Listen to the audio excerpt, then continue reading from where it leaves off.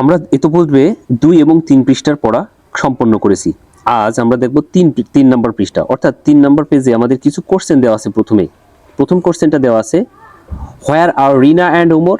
রিনা এবং ওমর কোথায়? তো আমরা পড়েছি যে রিনা এবং ওমর তারা একটা পাবলিক লাইব্রেরিতে গিয়েছিল বই পড়তে। তো আমরা আনসারটা করতে পারি, সাবজেক্ট আগে সাজাতে হবে। রিনা অ্যান্ড ওমর এটা সাবজেক্ট, রিনা অ্যান্ড ওমর আর হচ্ছে ভার্ব। রিনা অ্যান্ড ওমর আর, এবার জায়গার নামের আগে প্রিপজিশন দিয়ে শুরু করতে হয়। তাহলে ইন কোথায় আছে? In the library. তাহলে আমাদের সেন্টেন্সটা হবে Rina and Omar are in the public library. রিনা এবং ওমর পাবলিক লাইব্রেরিতে আছে। Okay, question number B, why do they go there? তারা সেখানে কেন গিয়েছে? শিক্ষার্থী বন্ধুরা, এখানে খেয়াল রাখতে হবে যে প্রশ্নটা কি দেওয়া আছে, ডু দেওয়া আছে।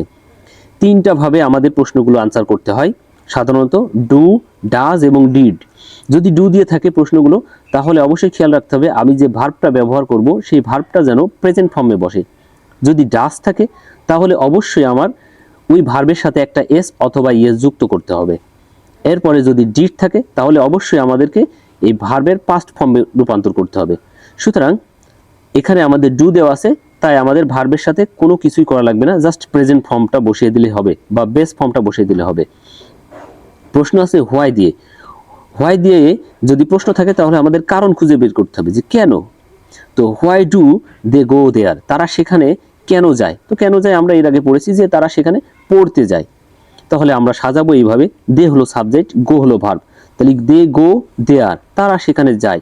টু রিড বুক, বই পড়তে। They go there to read books, তারা সেখানে বই পড়তে যায়। Number C, who is the new person there? নতুন ব্যক্তিটি সেখানে কি? সবচেয়ে মজার বিষয় হলো যদি হু দ্বারা প্রশ্ন করা থাকে তাহলে হু এর জায়গায় শুধুমাত্র আনসারটা বা ব্যক্তিটা বা বস্তুটা যে সাবজেক্ট বসবে সেটা বসিয়ে দিলে আমাদের আনসারটা হয়ে যাবে। তাহলে হবে who is the new person there? তাহলে সেখানে নতুন ব্যক্তিটি কি? Rupa. Rupa is the new person there. আমরা জানি প্রথমেই কে কে ছিল? রিনা এবং ওমর, তারা আগে থেকে পরিচিত, তারা লাইব্রেরিতে গিয়েছিল। তারা লাইব্রেরিতে গিয়েই দেখে একজন মেয়ে বসে আছে, নতুন মেয়ে, সেই মেয়েটা হলো রূপা। তাহলে হবে আনসারটা হবে Rupa is the new person there. Okay, D number, what kind of books Rina and Omar like? Rina এবং ওমর কোন ধরনের বই পছন্দ করে? আমরা 2 নম্বর পৃষ্ঠায় পড়ে এসেছি যে রিনা এবং ওমর কোন ধরনের বই পছন্দ করে। তো ওমর যে বইটা পছন্দ করে সেটা হচ্ছে বিখ্যাত ব্যক্তিদের জীবনী। তাহলে এটা যদি আমরা ইংরেজিতে সাজিয়ে লিখি তাহলে এভাবে হবে যে Omar likes books about বায়োগ্রাফিক্স of some famous people. হ্যাঁ, আমরা 2 নম্বর পেজ খুললে এখানে এই লাইনটা দেওয়া আছে, আমরা এখান থেকে সংগ্রহ করে আনসারটা দিতে পারি। এরপরে আর বাকি থাকলো কে? রিনা। তো রিনা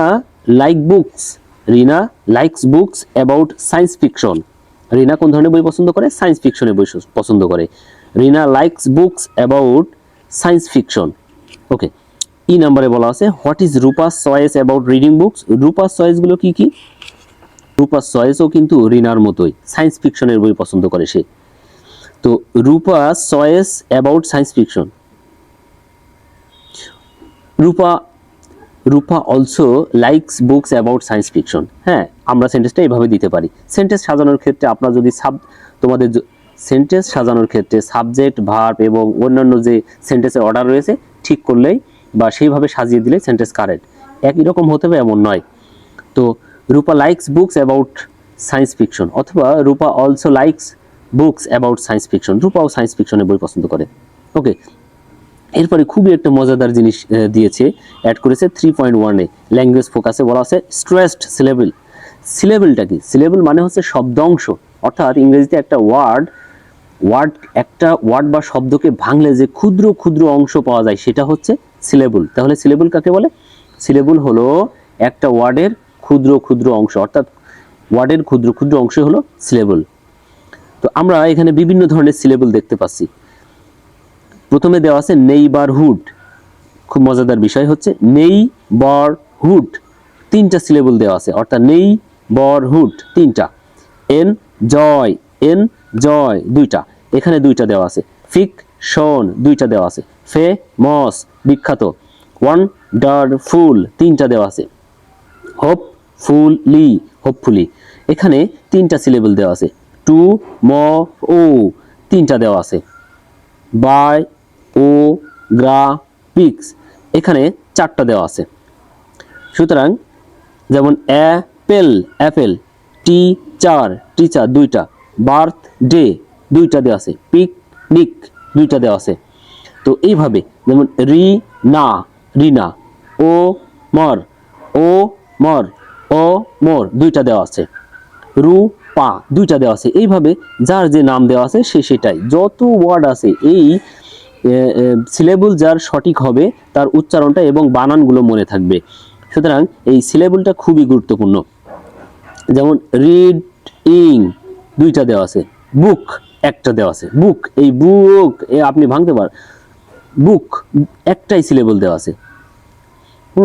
এইভাবে দেওয়া আছে। Today, potato potato. সুতরাং এখানে তিনটা দেওয়া আছে, 13 দুইটা দেওয়া আছে। এইভাবে আমাদের সিলেবলগুলো সাজানো আছে। সুতরাং একটা শিক্ষার্থীর ক্ষেত্রে সিলেবলটা খুবই গুরুত্বপূর্ণ। সিলেবল যদি ঠিক থাকে তাহলে বাক্যের অর্থ ঠিক থাকবে এবং বানানের ভুল যাওয়ার সম্ভাবনা খুবই কম।